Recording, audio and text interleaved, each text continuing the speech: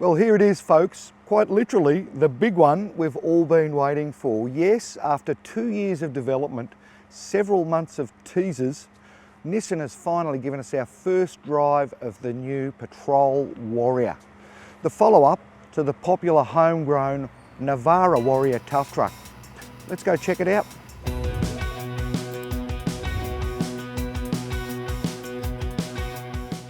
Nissan Australia has sold more than 5,000 Navara Warriors since 2019, and now the Patrol Warrior marks an even bigger collaboration with Premcar.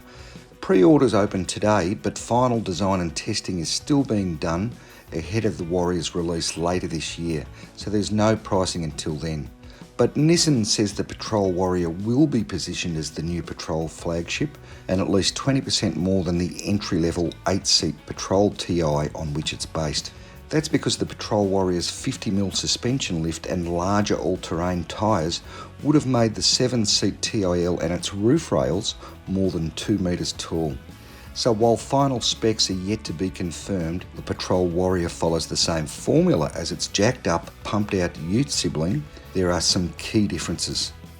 As per Navara Warrior, there are no engine upgrades here, but the big 5.6 litre petrol V8 with about 300 kilowatts does get a cool side exit bimodal exhaust system.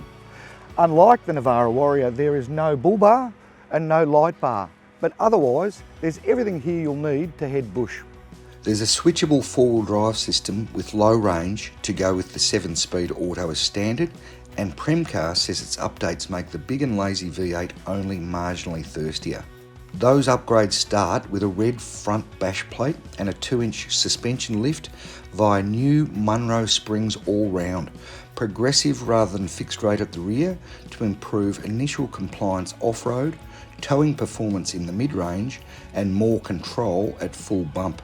In addition, Premcar has retuned the Patrol's hydraulic body motion control damping system, which effectively replaces stabiliser bars by reacting to both pitch and roll, just like in the new Range Rover Sport SV, combined with bigger 34.4-inch Yokohama Geolandar 15 all-terrain tyres on Premcar designed 18-inch black alloy wheels.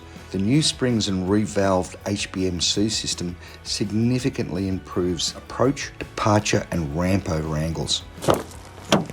So the Patrol Warrior's black-themed interior is upgraded, albeit very slightly. There are these cool Alcantara door trims and on the dash with Warrior branding, and there's piano black centre console and centre stack treatment to replace the standard old man's wood grain trim. No, there's no changes to the Patrol's dated touchscreen infotainment system. Changes at the back are also minimal but purposeful. Apart from the Warrior badge, there's this all-new rear lower surround to accommodate a couple of 3.5-tonne recovery points and a redesigned tow bar to accommodate the bigger full-size spare tyre. But enough of the numbers, let's see how it rumbles.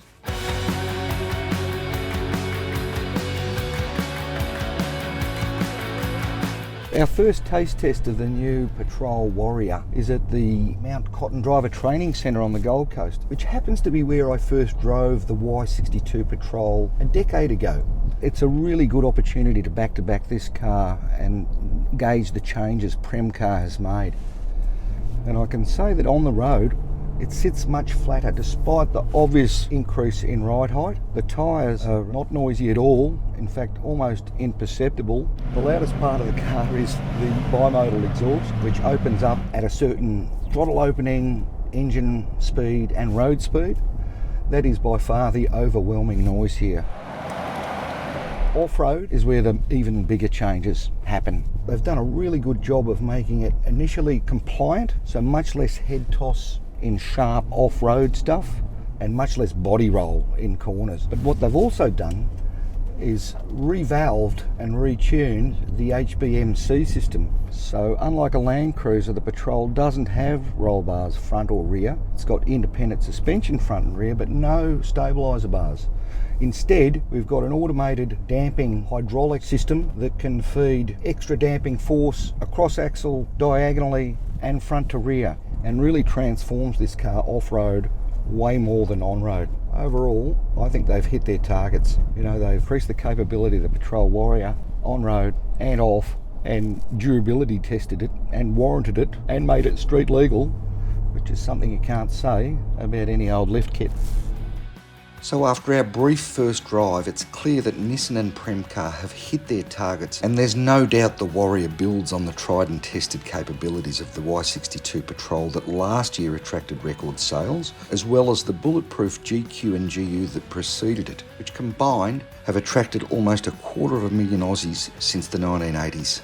So no, it won't be cheap to buy or run, and I'm not convinced of Premcar's claim that it's an 8-seat rally car. But Nissan is likely to sell every one of these things that Premcar builds over the next 2 years until the all-new V6 powered Y63 Patrol arrives around 2025.